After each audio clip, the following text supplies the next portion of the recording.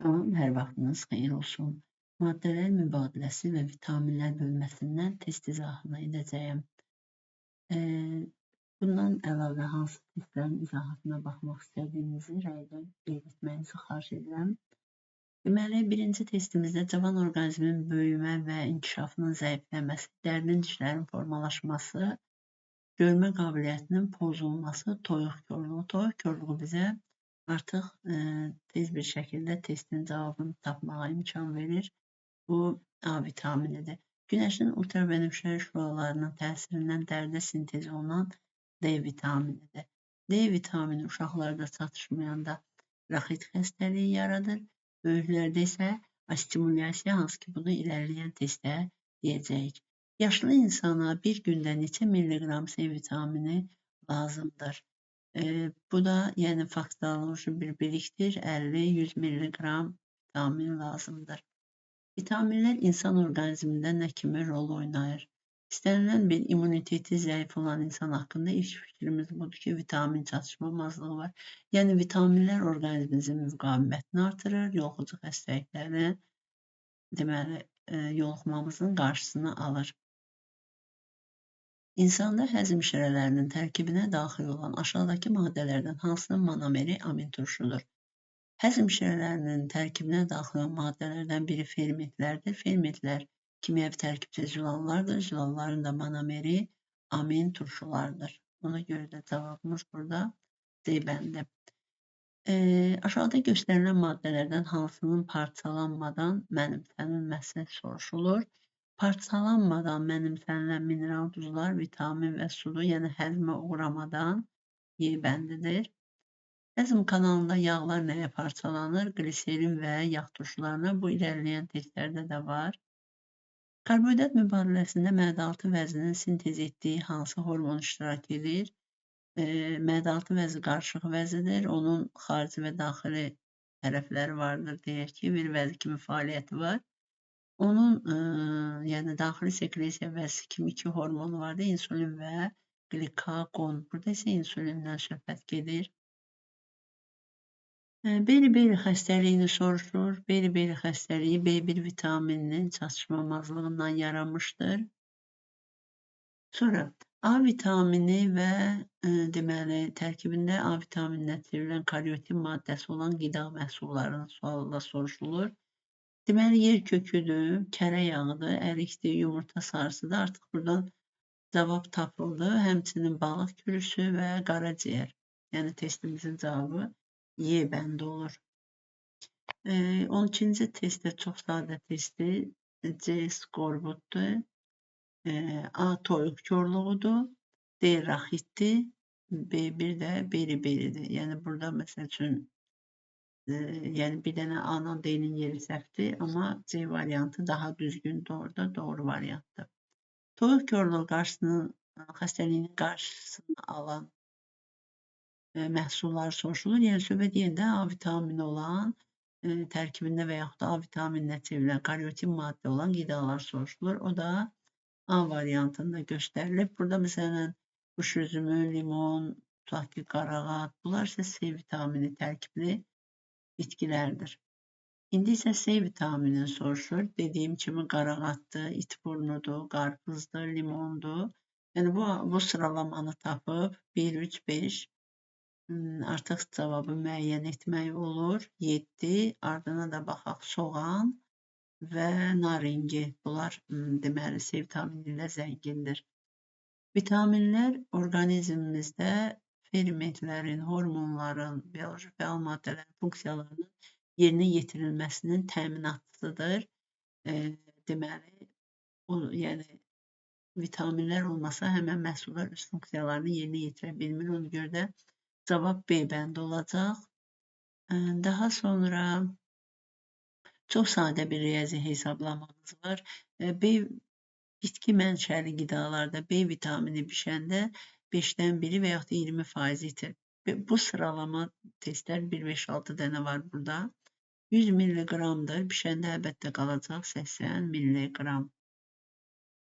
Həzm kanalının fermentlərinin təsirindən zülal, yağ və karbohidratlar hansı məhsullara parçalanır? Zülallar amin turşulara parçalanır.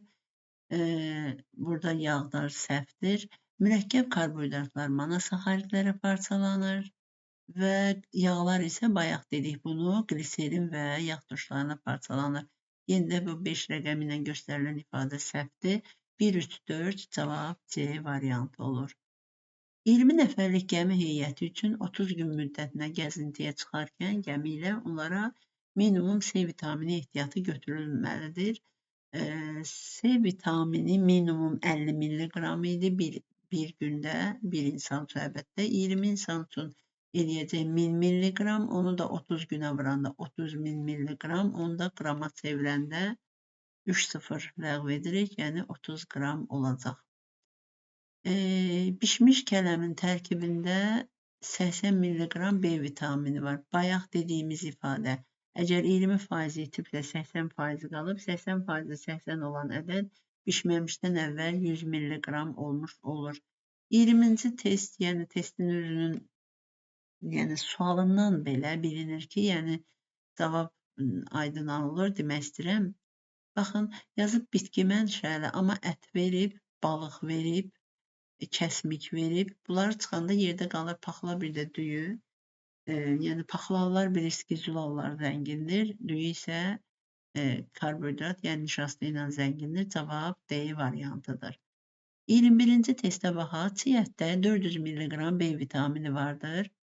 Deməli, bişdikdən sonra nə qədər B vitamini qalacaq? Ət məhsulundadır bu. Deməli, orada bilirik ki, 15-60% itir. 60%-dən də 40 qalır, 15%-dən də 85% qalır.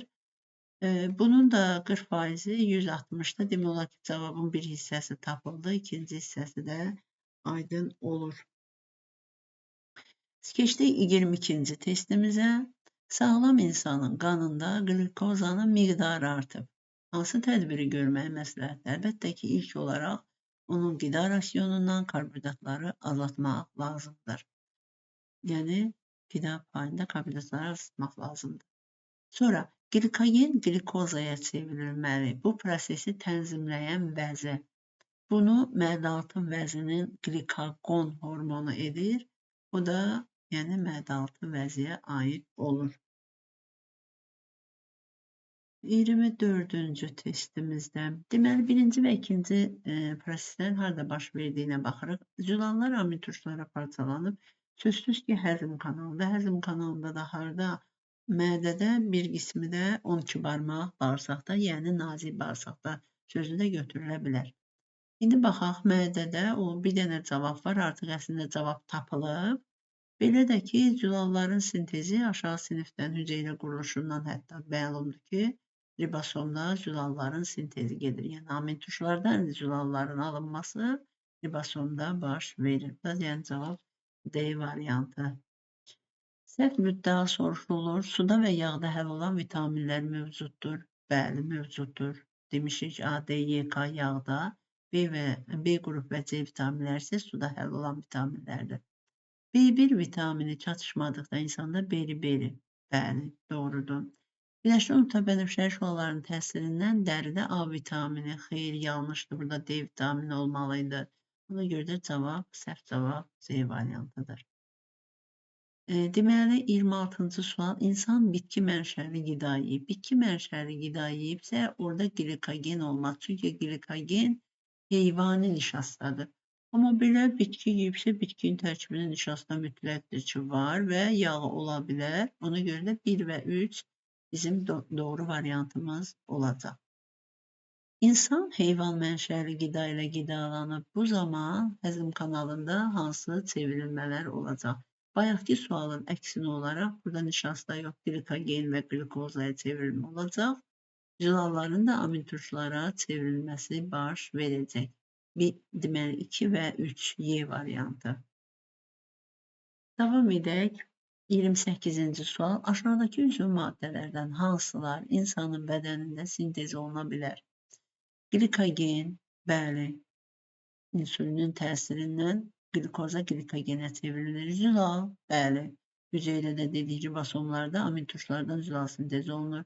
Yağlar, bəli, yediyimiz yağlardan insan orqanizminə xas olan yağlar sintez olunur. C vitamini isə xeyr. Biz onu bitki mənşəli qidalardan alırıq, xaricdən, yəni ətrafdan. 1, 2, 3-cü cavablar doğru cavablardır. Sonra gəldik, yetkin insanın bir gündə C vitaminli olan minimal tələbat, yəni 50 milliqram, B2 vitaminli olan minimal tələbat, yəni 2, çünki 2-3'lü 2 götürəcəm. Bu, bundan neçə dəfə çoxdur deyəndə cavab 25 dəfə olacaq Y variantı. Sxemdə göstərilib ki, yağ parçalanır gliserin və yağ turşularına. Burada biz mədədə götürə bilərik. Mədədə amma az bir qism, yalnız süd yağlarıdır.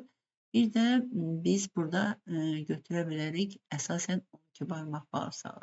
Cavablara baxırıq. 12 barmaq bağırsaq konkret yoxdur. Nazik bağırsaqdır. 12 barmaq bağırsaq da nazik bağırsağın ilk şöbəsidir və ondan sonra da onun həzmi davam edir. 31-ci testə baxaq. Deməli, nazik bağırsağın kapilyarları soruşur. Deməli, burada sorulma prosesi gedib. Həm də 100% ki, arterial qanın venöz qana çevrilməsi var. Belə. Baxaq, birinci, ikinci və üçüncü. Birincidə artım, ikincidə düz xətt boyunca, üçüncüdə isə eniş var, yəni məhsulun azalması kapilyarlarda. Vitaminlər sorulmadan arta bilər, eritrositlər dəyişməyə bilər, amma kapilyarlarda zülal niyə azalsın ki? Ümumiyyətlə, kapilyarlarda zülal varsa da qanın öz tərkibindəki zülallardır. Sorulma zamanı kapilyara zülal ketmir və yaxud da ki, niyə azalsın? Yəni, bu cavab doğrultmadır özü. Karbon qazı artmaq, bir, bəli, düzdür. Amin turşu stabil qalmaq yox. Cavab yenə özünü doğrultmadır. Amin turşu artıb, doğru. Sidik cövhəri stabil qalmaq, xeyr. Hüceyrələrdən gəlirsə, sidik cövhəri artımda olmalıdır. Səhvlik var. D variantına baxaq. Amin turşular artıb, razılaşdıq. Eritrositlər düz xətt boyunca, bəli, qırmızı qan hüceyrələri niyə dəyişsin ki? Oksigen isə azalıb. Bəli, doğru cavab tapıldı. İndi Y variantına da baxa bilərik. Glikoza artıb, düzdür. Amin turşunun stabil qalmağı sualı pozur cavabının, daha doğrusu düzgün cavabı. Yenə çox sadə bir testi, sadəcə belə biraz qabardılmış bir şəkildə qoyulub, heç nə yoxdur. Vitaminlərə baxırıq. Deməli, bişməmişdən əvvəl, bişdikdən sonra bitki mənşəli B vitamini. 100 milliqram idi, 20-yə düşüb, yanlışdır. 20% itirdi. 100 milliqram idi, 80-ə düşüb, doğrudur. Bayaq dediyimiz testi də bu. İndi bura baxaq. Deməli, yemək pişməmişdən əvvəl bitki, bir də heyvan. Bunlar ikisi də amma B qrup vitamini. İkisi bir yerdə, cəmi 200-dür. Amma baxaq, görək nə deyir? Bərabər miqdarda. 100 deməli bitki mənşəlidir, 100 də heyvan mənşəli qidadadır. Bu bişəndə 80 qalacaq, bilirik 5də birini itirir. Bu isə bişəndə qalacaq minimal olaraq, çünki maksimum itib deyir, 40 qalacaq. 80-dən də 40 çıxanda cavab 40 olacaq. D vitamini çatışmayanda, bayaq demişdik, uşaqlarda raxit, böyüklərdə astimulyasiya xəstəliyi yaranır. 35-ci testdə 11-ci sinif materialından olan, yəni əlavələr var. Ən birinci deyim, məsələn, podaqranı, podaqranın ilkin təsvirini verən İngilis həkimi Sydenham olub. Yəni 5-i podaqraya yazıram. Beyin damarlarını daraldır, altını ateroskleroza yazırıq. Sonra maddələr mübadiləsinin pozulması hər ikisinə aiddir, bir rəqəmi. Deməli, 3-də biz bir rəqəmini axtarmalıyıq. Təqribi işimiz buradadır. Sonra baxaq ardına. Qanda və toxumalarda sidik turşunun miqdarı artır. Bu podaqraya aiddir. 2. Deməli, 2, 5, Rum rəqəmi 2-yə aiddir. Artıq biz cavabımızı tapdıq. Sadəcə yenə baxaq. Damar divarlarında lipid ləkələri və zolaqları yaranır. 4, bir də altını da yazmışdıq. Yəni, cavab olaraq D variantı. 35-ci test getdi. İndi 36-cı testə baxırıq. Deməli, bu da yenə 11-ci sinif materialıdır. Orada yazılır ki, qaraciyərdə 10% lipid toplanması normal haldır. Burada birbaşa qaraciyər verməyib, bizim digər biliklərimizdə yoxlayır. Ən iri xarici sekresiya vəzisi həm də qarın boşluğunda yerləşən, aydın oldu ki, söhbət qaraciyərdən gedir. Orada 10% lipid tapıblar. Mən də deyirəm ki, bu normal halda. Bu normal haldsa maddələr mübadiləsi pozulmayıb. Pozulmayıb deyibsə, deməli pozulub sözü orada olmayacaq. Yəni 1 olmayacaq, amma 4 olacaq. 4 olan cavablarda bunlarda digərlərini də oxuyaq. İkinci suala baxaq. Bir sutqa ərzində 1 qramdan az xolesterin qəbul edilib. Bu materialda 11-ci sinif dərsliyindədir. Yəni orada yazılıb ki, insan normada hər gün qida şəklində 0,3 0,5 qram xolesterin qəbul edir. 1 qram da bədənin özündə hazırlanır. Yəni burada birdən az deyilibsə, yəni tamamilə doğrudur. İnsan sutqa ərzində də deməli bu qədər üzvü maddə mənimsəyib. Üzr istəyirəm, bu qədər xolesterin qəbul edib deyək. 2 və 4 cavabları B variantında düz oldu. Bu isə onun sim materialındandır. Yəni insan qidalanarkən qəbul etdiyi zülalın 90%-ni mənimsəyir. 90%-i 225 olan ədədin 100%-i X olur. O da eləyir 250. Yəni cavab belə sadə tapıldı. Burada deməli 5 gün müddətində insan B2 və A vitaminləri qəbul edib. Nə vaxt deyir? Bunların hər ikisi minimum normadan artıq olur. Minimum normadan A onsuz da 1-dir. B2 2-3-dür. Yəni B artıq 2-dən artıq olmalıdır. Yəni biz sxemada bunu görməliyik. Bu cavab getdiyi normadan 1-ə hələ var. Yəni burada belə deyək. Məsələn, burada A normadır. Normadan artıq deyil. Onda bu cavab da getdi. Burada A normadan artıqdır, A ödəndi. Amma B azdır, yəni bu cavab da getdi. Onsuz da bu cavab da gedib. Qaldı bu cavab 1-dən artıqdır A, 2-dən artıqdır B2. Bəli, bu da özün doğrudur. Sadəcə burada bir səhvlik var. Səhvən 3-cü gün düşüb, bu 1-ci gün olmalıdır. Cavab yenə B bəndə olacaq. Keçdik 39-cu testə. Deməli, burada uşaqlar baxmalıyıq. Biz sutqalıq karbohidratımız minimal 380, maksimal 500 idi. Sonra zülal 85, minimum, maksimum yoxdur burada. Bu fərq heç nə 0, amma bu fərq 120 eləyir. İndi yağa baxaq. Maksimum 100, minimum 80, buradan da 20. Deməli, bizim baxın 120 qram karbohidrat fərqimiz var. 20 qram yağ fərqimiz var. Və enerji istəyir buradan. 120-ni mən vuracam 17,6-ya. 20-ni də vuracam 38,9-a. Hesablama aparıb baxa bilərsiniz. Cavab A variantı olur. Keçdik 40-cı testə. Deməli, baxaq. Uşaqlar, vitaminlərin qeyd eləməliyik. C vitamini 50-100, yəni daha doğrusu X artıq C vitaminidir. Bu aydındır D vitaminidir. Bu isə Y vitaminidir. Bu PP dediyimiz, B3 dediyimiz vitamindir. Bu isə A vitaminidir. X-a baxırıq. Çatışmayanda skorbut xəstəliyi yaranır. Doğrudur. Günəş şüalarının təsiri ilə əmələ gəlir. Doğrudur. Əzələlərin inkişafına təsir göstərir. Bəli, əzələlər və cinsiyyəti təmin edir. Y vitamini doğrudur. Çatışmayanda dişlər tökülür. Biz PP, B3 vitamini haqqında bu fikri deməmişik. A vitaminində böyümə və inkişafa təsir edir. Doğrudur. Cavab D variantı. Keçdik 41-ci testə.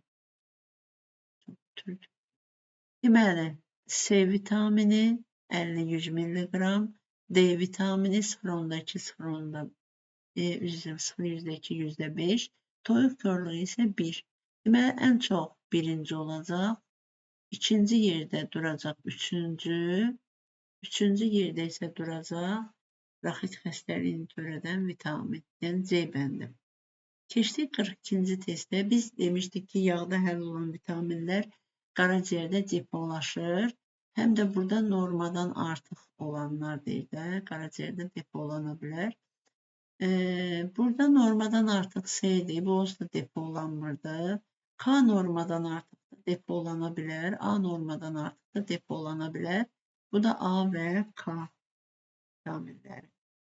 Deməli, 43-cü testə baxaq. Uşaqlar, bunu biz deməli bilmişik harda vəzi dərsində öyrənmişik. Qan dövranında da bəlkə də o hissəni vurğulamışıq. Bağırsaqdan çıxan qan qaraciyər qapı veynası ilə qaraciyərə gəlir və karbohidratın, digər məhsulların artığı orada toplanır və həmçinin orada zəhərdən də azad olur qan. Bax, artığı glikogen şəklində qaraciyərdə toplanıb. Yəni cavab budur. Qlikozan. Çünki onda 3-dən gəlib düşüb %12-yə. Necə olub? Artıq heç də qaraciyərdə toplanıb. 44-cü testə baxaq. Deməli, artıq antibiotikin verilməsi bakteriyaların hansına öldürücü təsir göstərər, həzm prosesini pozacaq. Antibiotik onsuz da bakteriyalara qarşı yönəldilib. Angina törətçisinə verəcəklər, onu öldürəcək. Həzm niyə pozulsun ki, heç nə? Qarın yatalağına verəcəklər, o öləcək, həzm niyə pozulsun ki, heç nə? Amma bağırsaq çöp bakteriyası ölərsə, mən burada qeyd edim ki, antibiotiki birbaşa ona yönəltməyiblər. Hansısa daxildə olan mikroorqanizmə yönəldiblər. Sadəcə həmən antibiotikin tərsindən bağırsaq çöpü bakteriyalarda məhv olur və o saatda həzm prosesi pozulmuş olur. Əksinə, amma bunlar ölərsə həzm prosesi yaxşılaşacaq deyək. İnsan orqanizmində bitki nişastası ola bilər. Əlbəttə ki, bitki nişastası, mesela çörək, kartof və s. yeyirik. Ağzımızda düyü yeyirik, o ağzımızda var və biz onu udarkən mədəmizdə də qismən bununla rastlaşa bilərik. Sonra 46-cı testə baxaq. Deməli, qandakı zülalların parçalanmasından başlayaraq insan orqanizmə xas olan zülalların sintezinə qədər amin turşularının keçdiyi yolu göstərin. Deməli, ən azından fikirdən deməli, həzm kanalı ilə başlayıb hüceyrə ilə bitirməliyik. Bunların da hamısında bu var. Deməli, başqa bir şey axtarmalıyıq.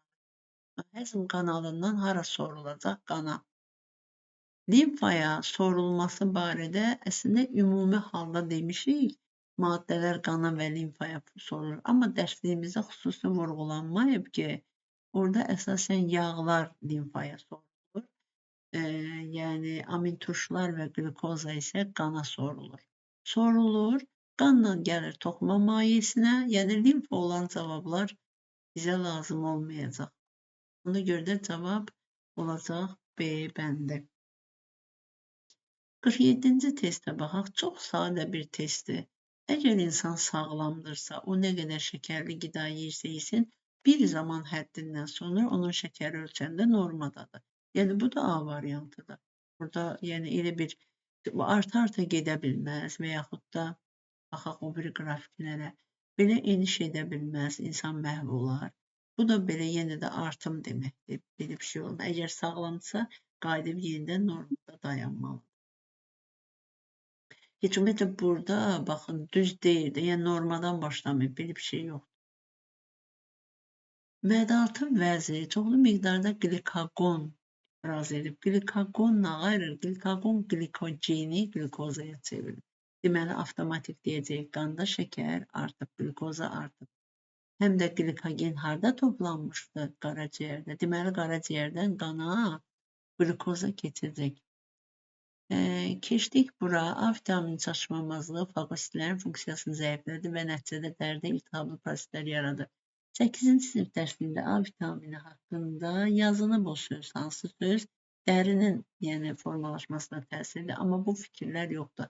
Bu fikirlər 11-ci sinif dərsliyində var. Baxın, A vitamininin çatışmaması fagositlərin funksiyasını zəiflədir. Nəticədə dəri və silki qışada iltihab prosesi yaranır.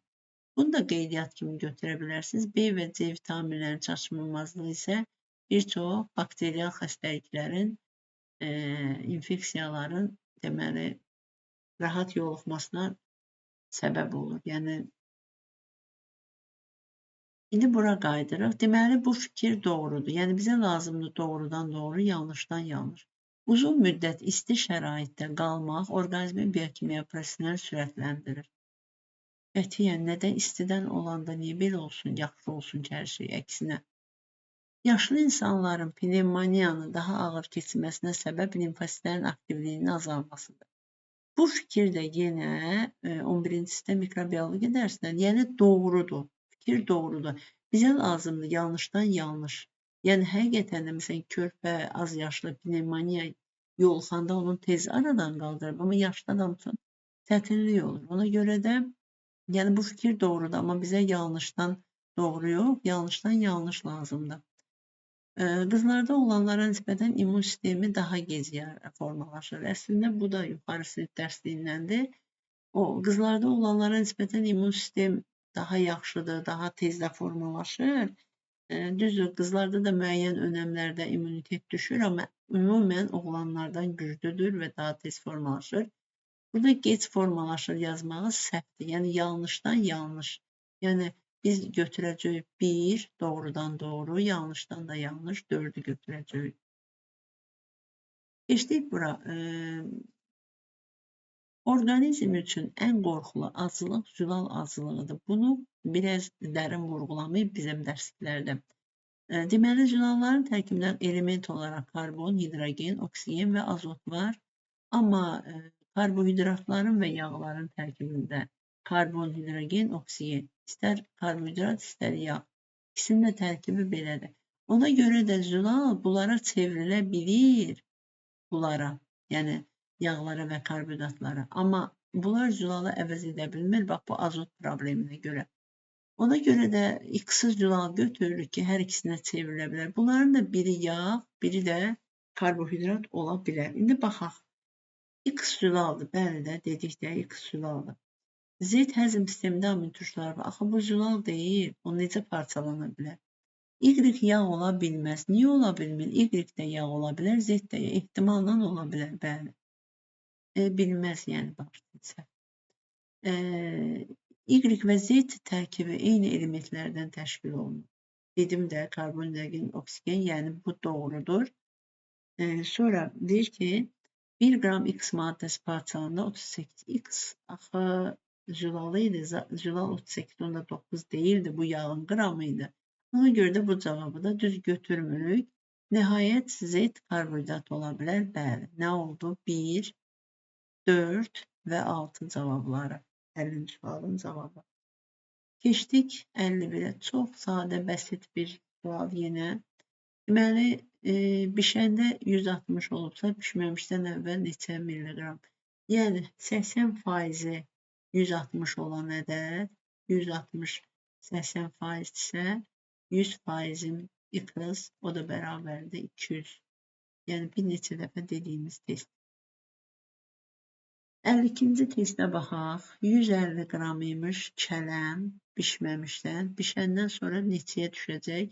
20% itəcək. 150-nin 20% 30-dur. Buradan çıxıram, qalır 80. Yəni, mən X-ım 80 olacaq. Bu da eynən heyrənçiyinədir. 57-ci testimiz. Baxın, 200-dən düşüb X-a. Bayaq ki, bu yuxarıda olan testdə, eynən həmən testdə. Burada isə o düşəcək, deməli 160-a. Qaydarıq ora. Keçdik bura. Deməli, ət mənşəlidir, B vitaminidir. 50 imiş, bişib, itib, bunun ən kiçik qiyməti, yəni çox itkini götürür. Yəni 60% itib, 40% qalıb. 50-nin də 40% eləyir 20. Salam. Sonra keçdik buna. Deməli, 2 kiloqram ətdə 100 milliqram B vitamini varmış. Bişib, yəni itirib vitaminini. Burada deməli, bizə maksimum nə qədər çiy ətdə qalıb deyəndə, onda çox saxlamalıyıq. Yəni tərkibə az itirməliyik ki, maksimum ətə çevirə bilək. Yəni az itki deyəndə 15% itib 85% qalıb.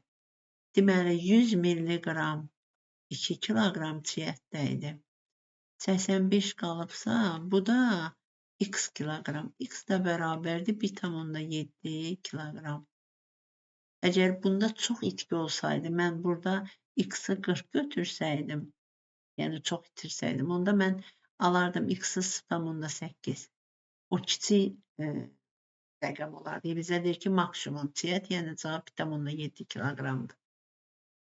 Eynən həmən yolla gedəcək 55 və 56-nı, yəni maksimal, minimal söhbətlər. Burada deməli, baxaq, ət mənşəli qidadır, B qrupdur, bişib, deməli, vitaminini itirib. Deməli, qalıb 34. Bizə x-in ən böyük qiymətini istəyir. X-in ən böyük qiymətini istəmək üçün bu gərək kiçik rəqəm ola. Yəni, 34-ün 40% ola ki, x-in onda böyük rəqəm ola. 34-ün 40% ola ki, yəni x-in da 100% ola, böyük bir rəqəm. Onda x-i tapıram 85. İndi bura baxaq. Yəni bunun cavabı 85. İndi bura baxaq. Yəni burada isə deyir ki, ən kiçik qiymətini tapın. Onda biz 34-ü böyük bir pay kimi götürək, yəni az itki ilə götürək. Yəni 34-ə qoyaram 85%, x-a da qoyaram 100%. Onda x-im də bərabər olar 40-a. Yəni bu 56-nın da cavabı 40 olacaq. Əslində 57-ni dedim, bir daha deyirəm, kərəmdir, 200 milliqramdır, bişibsə itirib 20%-ni, 200-ün 20%-ni deməli çıxırıq, qalır 160. Keçdik 58-ci testdə. Deməli, baxırıq, bişəndən sonra kələmdə 40 milliqram B vitamini qalıb. Bəs çiy olanda nə qədər imiş? Deməli, 80% 40 olan ədəd, onda x burada 50% olacaq.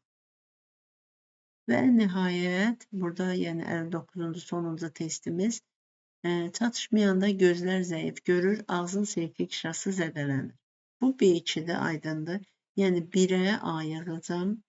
Ultrabənövşəyi şüaların təsiri ilə əmələ gəlir, yəni aydındır D vitamini, yəni 2-yə C qoyacaq D vitamininə görə. Əzəllərin və cinsiyyət vəzləri, bu isə Y vitaminidir. Ona görə də 3-ə də D yazacaq. Yəni variantlar bu şəkildə olacaq. Yəni yekunlaşdırdıq. Növbəti dəfə hansı testlərin izahatını dinləmək istədiyinizi rəydə bildirməyinizi xahiş edirəm.